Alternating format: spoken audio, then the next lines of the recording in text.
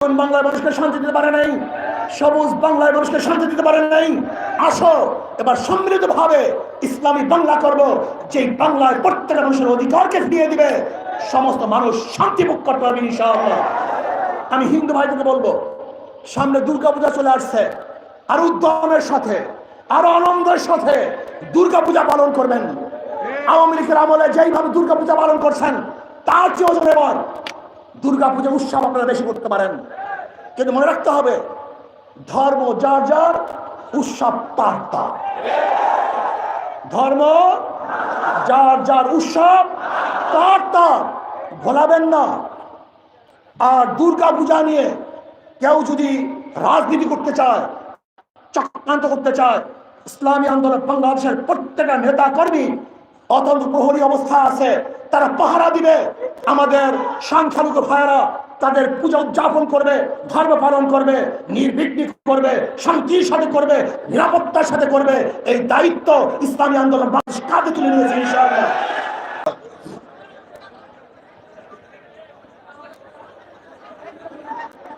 اللهم صل على رسوله الكريم أما بعد فأعوذ بالله من الشيطان الرجيم بسم الله الرحمن الرحيم وما أرسلناك إلا رحمة للعالمين صدق الله العلي العظيم সবাই পড়েন সাল্লাল্লাহু আলাইহি ওয়াসাল্লাম।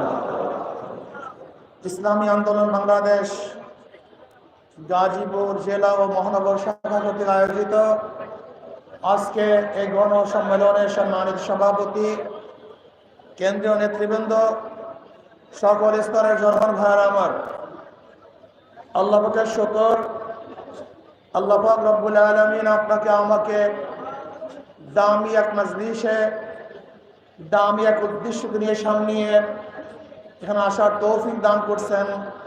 এর জন্য শুকরিয়া দেন আমরা সবাই বলি আলহামদুলিল্লাহ। ইসলামী আন্দোলন বাংলাদেশ কি ও কেন, এই সম্পর্কে কম বেশি আমরা সবাই জানি। ইসলামী আন্দোলন বাংলাদেশ বিশ্বাস করে শুধু দেশ, দল এবং নেতা পরিবর্তনের মাধ্যমেই মানুষের শান্তি আসতে পারে না, মুক্তি আসতে পারে না। তারা বলেন এ দেশ বারবার পরিবর্তন হয়েছে। এক সময় ব্রিটিশ থেকে আমরা দেশ স্বাধীন করেছিলাম, দ্বিতীয়বার ভারত থেকে পাকিস্তান নামে একটা দেশ স্বাধীন করেছিলাম, তৃতীয়বার পশ্চিম পাকিস্তান থেকে বাংলাদেশ নামে একটা দেশকে স্বাধীন করেছিলাম, আর চতুর্থবার 2024 5ই আগস্ট ফ্যাসিস্ট, খনি এবং দুর্নীতিবাজ শেখ হাসিনার কবল থেকে আমরা দেশকে চতুর্থবার স্বাধীন করেছি। আমরা বারবার দেশ স্বাধীন করেছি, কিন্তু মানুষের ভাগ্যের পরিবর্তন এখনো ঘটাতে পারি নাই। আমরা এদেশে আইয়ুব খানের শাসন দেখেছি, আমরা দেখেছি শেখ সাহেবের শাসন, আমরা দেখেছি জিয়াউর রহমান সাহেবের শাসন, আমরা দেখেছি সত্তার সাহেবের শাসন, আমরা দেখেছি এরশাদ সাহেবের শাসন, আমরা দেখেছি খালেদা জিয়ার শাসন, আর শেখ হাসিনার শাসন তো আমরা দেখছি, উৎখাত করেছি, বারবার নেতার পরিবর্তন করেছি, কিন্তু জনগণের এখনো ভাগ্যের পরিবর্তন হয় নাই। বহু দলের শাসন আমরা দেখেছি, দেখেছি আমরা মুসলিম লীগের শাসন, দেখেছি আমরা আওয়ামী লীগের শাসন, দেখেছি আমরা বিএনপির শাসন, দেখেছি আমরা জাতীয়বাদের শাসন, দেখেছি আমরা জোট সরকারের শাসন, বহু দলের শাসন দেখেছি, কিন্তু মানুষের ভাগ্যের পরিবর্তন এখন আমরা দেখি নাই। আজও দেখছি আমাদের শ্রমিক, আমাদের জনতা, আমাদের মেহনত মানুষ আজকে এক মুঠা ভাতের জন্য ডাস্টবিনে কাক কুকুরের সাথে লড়াই করছে। আজকে আমরা দেখছি বাংলাদেশের মানুষ আশরাফুল মাখলুকাত খোলা আকাশের নিচে শুয়ে আছে। আজকে আমরা দেখছি হাজারো মানুষ চিকিৎসার অভাবে ধুকে ধুকে মরছে। আজকে আমরা দেখছি হাজারো বিধবা ক্ষুধার তাড়নায় যন্ত্রণা ভোগ করছে। আজকে আমরা দেখছি হাজারো মিসকিন, হাজারো এতিম, হাজারো শিশু তারা ক্ষুধার্ত অবস্থায় ঘুমাচ্ছে।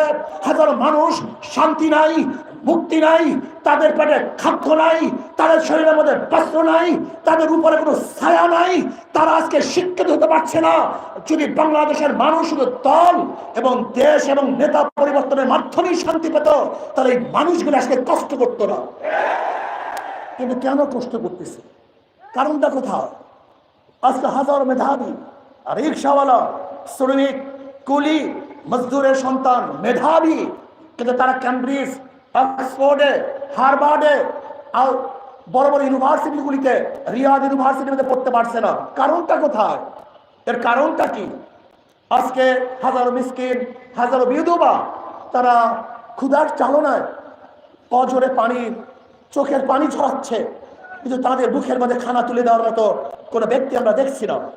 আজকে হাজারো নির্দোষ আসামিরা কোর্টের মধ্যে ঘুরছে সুবিচার পাওয়ার জন্য, ন্যায্য বিচার পাওয়ার জন্য, কিন্তু ন্যায্য বিচারের অভাবে হাজারো মাজলুম আজকে জেলখানায় ধুকে ধুকে মরছে, ফাঁসিতে ঝুলছে, কিন্তু তাদের পাশে আমরা দাঁড়াতে কেন পারছি না? এর কারণটা কোথায়? আজকে 92% মুসলমানদের দেশে মুসলমানরা বুক ফুলিয়ে কথা বলতে পারছে না। আজকে মুসলমানদের দেশে দাড়ি রেখে হাজারো জায়গায় চাকরি হয় না। আজকে মুসলমানদের দেশে হাজারো জায়গায় টুপি পরে চাকরি করতে পারছে না। আজকে হাজারো আমার মা এবং বোনেরা বোরখা পরার কারণে তাদের চাকরি হচ্ছে না। আজকে হাজারো মুসলমানেরা দাড়ি এবং টুপি রাখার কারণে ইউনিভার্সিটির মধ্যে ভর্তি করতে পারছে না। এটা দেখতে হবে, বুঝতে হবে। আজকে জালেমরা ইসলামী ফুবিয়ার নামে ইসলামকে ধ্বংস করার চক্রান্ত করতেছে। এটা আমরা বাংলাদেশের মানুষ মানতে পারি না। আমার যুবক বাবারা, তোমরা কি দেখেছো? এই 5ই আগস্টের পরে যে বৈষম্য বিরোধী আন্দোলন করেছিলাম, সংগ্রাম করেছিলাম, মানুষকে মুক্তি দেব, মানুষের কল্যাণ করব, সেই সমস্ত নির্যাতিত মানুষের মুখের মধ্যে হাসি ফুটাবো। যারা ক্ষুধার্ত তাদের ক্ষুধা নিবারণ করব, যারা বস্ত্রহীন তাদের বস্ত্রের ব্যবস্থা করব, যারা গৃহহীন তাদেরকে গৃহের ব্যবস্থা করব, যারা অসুস্থ অবস্থায় চিকিৎসাবিহীন ধুকে ধুকে মরছে তাদের সুচিকিৎসার ব্যবস্থা করব। কিন্তু আমরা কি দেখলাম? আবারও লুট, আবারও দখলদারি, আবারও চাঁদাবাজি, আবার গুন্ডামি, আবারও বদমাশি। এর জন্য ছাত্র জনতা জীবন দেয় নেই, এর জন্য ছাত্র জনতা রক্ত দেয় নেই, এর জন্য আমার ভাইয়েরা পঙ্গু হয় নেই। আমরা চাই না দেশে সন্ত্রাস থাকুক, আমরা চাই না দখলদারি থাকুক। আমি সবাইকে বলবো, যেখানে যেই গুন্ডা, যেখানে যে চাঁদাবাজ গুন্ডামি করার জন্য, চাঁদা নেওয়ার জন্য যাবে, ওকে খাম্বায় বেঁধে রাখবেন। সবাই খাম্বায় বেঁধে রাখবেন, আমাদেরকে খবর দিবেন। আশেপাশে মাদ্রাসা থাকলে মাদ্রাসার ছাত্রদেরকে বলবেন, যেখানে চাঁদাবাজ চলে আসছে, আমি মাদ্রাসার ছাত্রদেরকে বলবো বাঁশের লাঠি দিয়ে ওদের ঠাঙ্গে ঘুরে দেবেন। বাংলাদেশের কোনো চাঁদাবাজ দেখতে চাই না, কোনো চাঁদাবাজ বাংলাদেশে থাকবে না। আজকে মাদ্রাসার ছেলেরা, তোমরা মুজাহিদ, তোমরা সাহসী, তোমাদের বুকের মধ্যে কলিজার মধ্যে ঈমান লালন করো, তোমরা নির্ভীক, তোমরা কাকে ভয় করবা? মুসলমান মুমিন একমাত্র আল্লাহ বুঝে কাউকে ভয় করে না।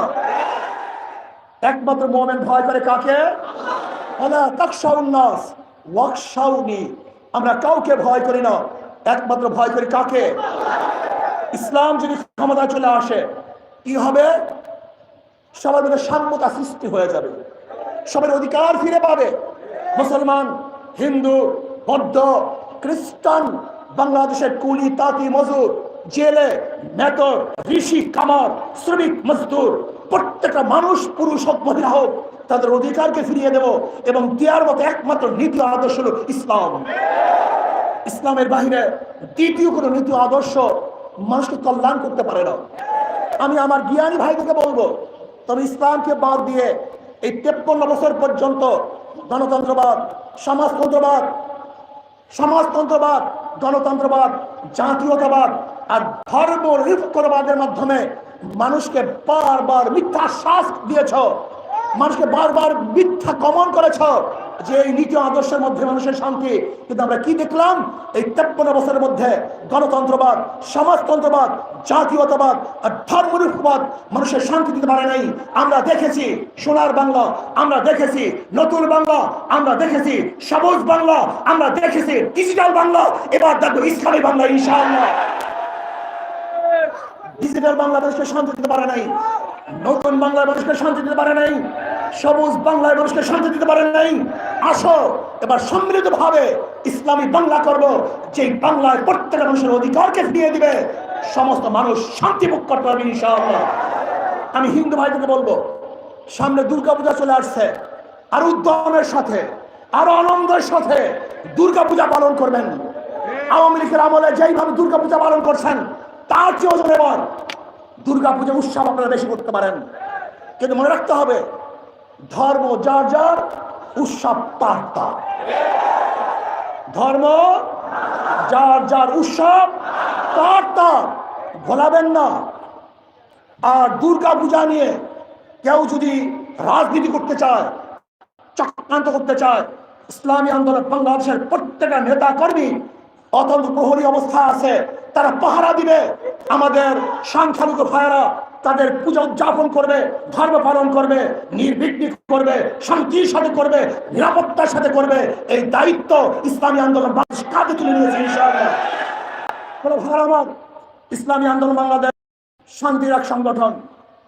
অনেক মানুষই আছেন ভদ্র, যোগ্যতা সম্পন্ন, জ্ঞানী, গুণী, কিন্তু তারা রাজনীতিতে আসে না কেন? ঘুরে ধরা রাজনীতি, পচা রাজনীতি, নষ্ট রাজনীতি তারা আসতে চায় না। আমি ওই সমস্ত ভদ্র ভাইদেরকে বলবো, আপনি যদি লুকিয়ে থাকেন, এখানে না আসেন, তাই লুচ্চা এবং গুন্ডা বদমাশেরা এই জায়গাকে দখল করে নেবে। এজন্য আসুন, যারা ভালো, ভদ্র, জ্ঞানী, আপনারা এই ময়দানে আসলে কোনো বদমাশরা এখানে থাকতে পারবে না, পালাতে বাধ্য হবে ইনশাআল্লাহ। এই জন্য সবাইকে অনুরোধ করবো, আসুন ভদ্র মানুষগুলি, যারা হিরুক তুল্য, মানিক তুল্য, মুক্তা তুল্য, আর নাসু মাআদিনু কামাদিনিজ যাহাবি ওয়াল ফিদ্দা, খিয়ারুন ফিল জাহিলিয়াতে খিয়ারুন ফিল ইসলামি ইযা ফাকিহু, যারা বিশাল বিশাল জ্ঞানের ভান্ডার নিয়ে বসে আছেন, আদর্শ নিয়ে বসে আছেন। আমরা চাই ইসলামী আন্দোলনের পতাকায় ঐক্যবদ্ধ হয়ে একসাথে এই দেশটাকে গড়ব, এই জাতিকে গড়ব। ইসলাম, দেশ এবং মানবতার জন্যই ইসলামী আন্দোলন বাংলাদেশ রাজনীতি করে। এই ছায়াতলে সবাই ঐক্যবদ্ধভাবে আসার অনুরোধ রেখে জালেম মুক্ত এক দেশ গড়ার জন্য, যেখানে থাকবে না কোনো বৈষম্য, সেই বৈষম্যহীন এক দেশ গড়ার জন্য আপনাদের সবাইকে দাওয়াত রেখে, উদারতা আহ্বান রেখে আজকের বক্তৃতা এখানে শেষ করছি। আল্লাহ হাফেজ। আলেম ওলামারা আসছেন।